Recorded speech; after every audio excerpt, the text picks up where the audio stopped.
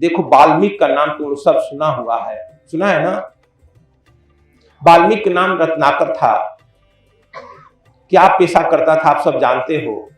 नारद जी एक से गुजर रहे थे।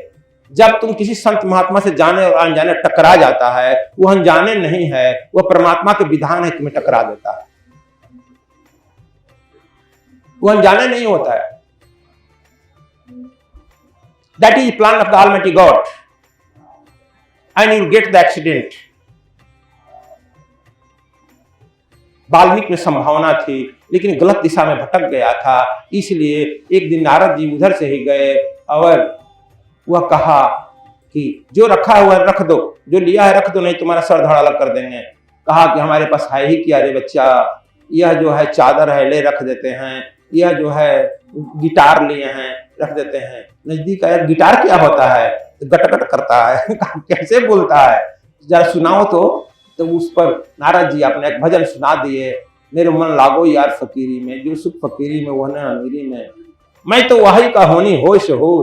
कहा करे इतना उसको मधुर लगा कि कहा कि मैं भी तो उसी का होना चाहता हूं। कहा कैसे हो का बच्चा, गिटार सुन लिया ना।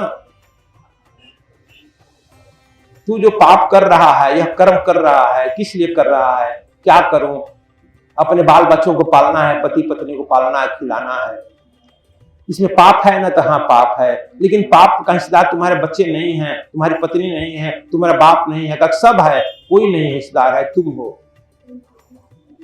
कहा कैसे मैं मानूं, तू झूठ बोल रहा है, जाकर पूछाओ। हम पूछा मैं, तू भाग जा। कहा कि हम भागेंगे नहीं, रस्सी से हिल स्पीड में बांध दे, हम यहीं पर गिटार बजाते रहे खड़े खड़े। कहा कि हाँ ये बात तो ठीक कह रहा है, ईमानदार है, भागेगा नहीं। बांध दिया। घर जाकर अपने पत्नी से कहा कि हम डकैती करते हैं, लोगों की हत्या करके जो संपत्ति लाते हैं, पाप होता है। कहाँ होता है, उसमें हिस्सेदार हो। कहा कि बाबा रे तुम्हारे पाप से हमें क्या लेना देना है, तुम्हारी पत्नी है, तुम हमको पालन पोषण करो, तुम्हारा कर्तव्य होता है। कहा पपुआ में नहीं इतना। पिताजी से पूछा कि हम हत्या करके लाते हैं, आप पाप में हिस्सेदार हैं। कहा कि बेटा मैं तुमको पल पाला पोसा हूं, तुम्हारे पाप से क्यों हमको बुढ़ापा में नरक भेजेगा, तुम पाप अपने जिम्मा रख, हमारा पालन पोषण कर। कहा कि आप भी नहीं। माता से पूछा कि हमारे पाप में आप हिस्सेदार हैं। कहा कि नहीं बेटा, मुझे पाप में हिस्सेदार मत बनाओ, तू अपना पाप अपने जिम्मा रख। सब परिवार के एक सदस्य से पूछा, सब लोग रिफ्यूज कर दिया। उसकी धरती खसक गई, लेकिन हिम्मत वाला था ना। और उधर से लौटा तो बाल नारद के साष्टांग प्रणाम कर गया, देखो बदल गया।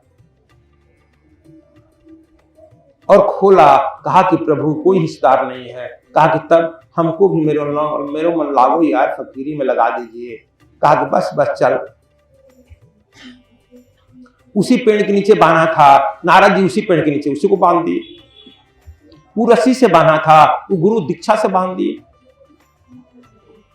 चलो यह कहो उल्टा नाम जपत जग जाना, वाल्मीकि भय ब्रह्म समाना। यह उल्टा नाम कहते हो, इसकी साधना मैं आपको कल करा दूंगा पंचमी को। आप लोग भी इससे जो है ब्रह्म के समान तो हो ही जाओ, नहीं होगा तो कुछ कम बेसी तो हो जाओ।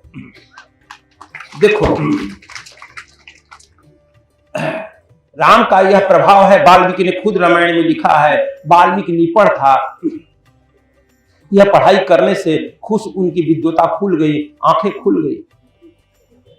वाल्मीकि ने लिखा है, क्या लिखा, राम तो नाम महिमा वर्णयति कीनवा कथम, येत प्रभाववदहम राम ब्रह्मर्षि त्वम आप्तवान।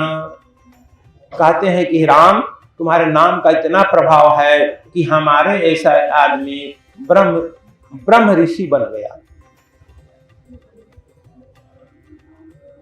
यह राम के प्रभाव में कह रहे हैं, तुम्हारे राम का इतना प्रभाव है कि हमारे ऐसे आदमी उस नाम के जप से ब्रह्म ऋषि बन गया। तो आप लोग भी उस नाम को कल कराएंगे साधना मुफ्त में, कि कैसे तुम उस ब्रह्म ऋषि को प्राप्त कर लेगा। कहन सुनन को है नहीं, समझन की है बात, कुछ आया है इस तीर्थराज प्रयाग में, कर लो समझ लो।